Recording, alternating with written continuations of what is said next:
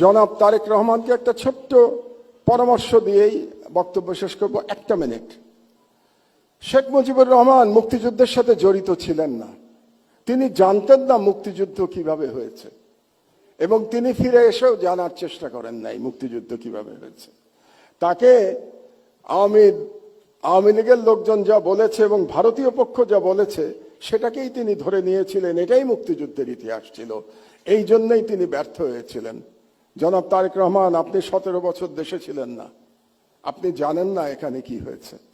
আপনার বিশিষ্ট লোকজন আপনাকে যা বলেছে এটাই আপনি শুনেছেন, এবং এখন যারা মিডিয়ার নতুন বন্ধুরা আপনাকে যেটা বলছে সেটাই আপনি শুনছেন, এবং সেটাই আপনি মনে করছেন এটাই বাংলাদেশের 17 বছরের ইতিহাস। বাংলাদেশের 17 বছরের ইতিহাস এটা না।